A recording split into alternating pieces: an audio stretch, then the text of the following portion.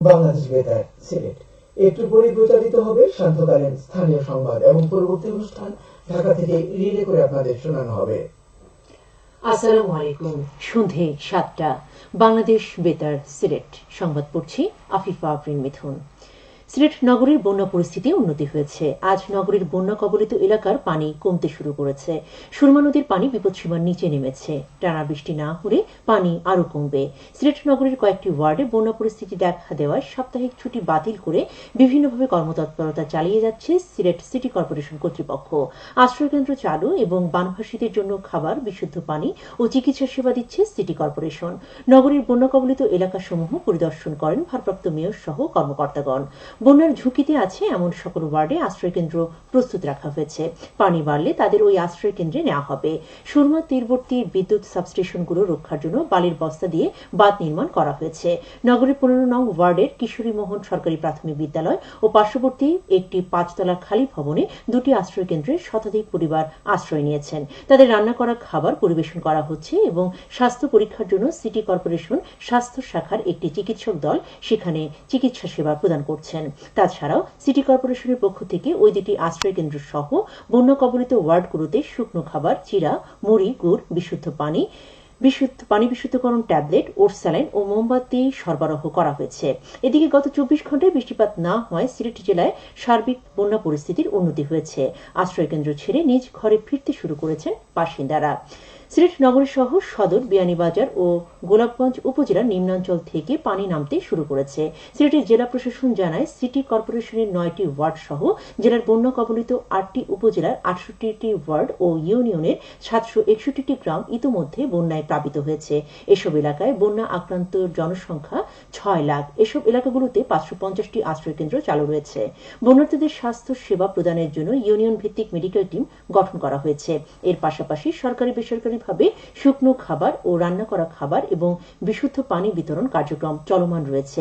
সিলেটের গোয়াইনঘাটে বন্যা দুর্গত এলাকা পরিদর্শন করেছেন প্রবাসী কল্যাণ ও বৈদেশিক কর্মসংস্থান মন্ত্রণালয় সম্পর্কিত সংসদীয় স্থায়ী কমিটির সভাপতি ইমরান আহমদ। এ সময় ১৫০০ মানুষের মধ্যে ত্রাণ সামগ্রী বিতরণ করা হয়। এতে জনপ্রতিনিধি সহ গণ্যমান্য ব্যক্তিবর্গ উপস্থিত ছিলেন। এদিকে বিভাগীয় দুর্যোগ ব্যবস্থাপনা কমিটির এক জরুরি সভা অনুষ্ঠিত হয়েছে আজ বিভাগীয় কার্যালয়ে। এতে সভাপতিত্ব করেন বিভাগীয় কমিশনার আবু আহমেদ সিদ্দিকী। মৌলভীবাজারের কোমলগঞ্জ উপজেলার রহিমপুর ইউনিয়নের মহেন্দ্র কুমার সরকারি প্রাথমিক বিদ্যালয়ের একাডেমিক ভবন নির্মাণ কাজ শেষ হয়েছে। এলজিডির তত্ত্বাবধানে ভবনটি নির্মাণে ব্যয় হয় প্রায় ৮২ লাখ টাকা। ভবনটি নির্মাণ সম্পূর্ণ হওয়ায় এলাকার শিক্ষার্থীদের শিক্ষার সুযোগ সুবিধা বৃদ্ধি পাবে। বিশ্ব তামাকমুক্ত দিবস উপলক্ষে তামাক নয় খাদ্য ফলান শীর্ষক সেমিনার অনুষ্ঠিত হয়েছে আজ মৌলভীবাজারে। সরকারি উচ্চ বিদ্যালয় অডিটোরিয়ামে অনুষ্ঠিত এ সেমিনারে প্রধান অতিথি ছিলেন সংসদ সদস্য জিলুর রহমান। সেমিনারে প্রশাসনের ঊর্ধ্বতন কর্মকর্তা, সাংবাদিক, জনপ্রতিনিধি, সুশীল সমাজের প্রতিনিধিগণ উপস্থিত ছিলেন। জেলা তামাক নিয়ন্ত্রণ ট্রাস্কফোর্স কমিটি ও আমরা ধূমপান নিবারণ করি যৌথভাবে এর আয়োজন করে। মৌলভীবাজারের কুলাউড়া উপজেলার জয়চণ্ডী ইউনিয়ন পরিষদের ২০২৪-২০২৫ অর্থ বছরের উন্মুক্ত বাজেট ঘোষণা করা হয়েছে আজ। ইউনিয়ন পরিষদের সভাকক্ষে চেয়ারম্যান মোহাম্মদ আব্দুর রব মাহবুব এই বাজেট ঘোষণা করেন। এতে প্রধান অতিথি ছিলেন উপজেলা চেয়ারম্যান ফজলুল হক খান সাহেদ। বাজেটে আয় ধরা হয়েছে প্রায় ৪,৬৫,০০,০০০ টাকা এবং ব্যয় ধরা হয়েছে প্রায় ৪,৫৭,০০,০০০ টাকা। উদ্বৃত্ত দেখানো হয়েছে প্রায় ৮ লাখ টাকা। বাজেটে স্বাস্থ্য, শিক্ষা, তথ্য প্রযুক্তি, স্যানিটেশন, দারিদ্র্য বিমোচন, মহিলাদের আর্থসামাজিক উন্নয়ন ও যোগাযোগ ব্যবস্থার উন্নয়ন বিষয়ে অগ্রাধিকার দেওয়া হয়েছে। সমাবেশে জনপ্রতিনিধি, সাংবাদিক, এলাকার গণ্যমান্য ব্যক্তিবর্গ উপস্থিত ছিলেন। আসন্ন ঈদুল আজহা ট্রেনের অগ্রিম টিকিট বিক্রি আজ থেকে শুরু হয়েছে। আজ বিক্রি হচ্ছে আগামী ১২ জুনের অগ্রিম টিকিট। এছাড়া ১৩ জুনের আসন আগামীকাল, ১৪ জুনের আসন ৪ জুন, ১৫ জুনের আসন ৫ জুন, ১৬ জুনের আসন ৬ জুন বিক্রি হবে। এছাড়া যাত্রী সাধারণের অনুরোধে নন এসি কোচের ২৫% আসন যাত্রা শুরুর আগে প্রারম্ভিক স্টেশন থেকে পাওয়া যাবে। মাত্র ৪ দিনের ব্যবধানে সিলেটে ফের ভূকম্পন হয়েছে। আজ দুপুর ২টা ৪৪ হওয়া এই ভূমিকম্পের মাত্রা ছিল রিক্টার স্কেলে ৪.৮। তবে সিলেটে এতে তাৎক্ষণিকভাবে কোনো ক্ষয়ক্ষতি কিংবা হতাহতের তথ্য পাওয়া যায়নি। ভূমিকম্পের বিষয়টি নিশ্চিত করেন সিলেট আবহাওয়া অফিসের সহকারী আবহাওয়াবিদ শাহ মোহাম্মদ সজীব হোসাইন। এর আগে গত ২৯ মে সন্ধ্যে ৭টা ১৪ ভূমিকম্পে কেঁপে ওঠে সিলেট।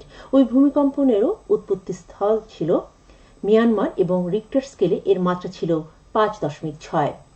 সবশেষে আবহাওয়া। রাত 1টা পর্যন্ত পূর্বাভাসে বলা হয়েছে সিলেট সহ পার্শ্ববর্তী এলাকার জন্য কোনো সতর্কবাণী নেই এবং কোনো সংকেত দেখাতে হবে না।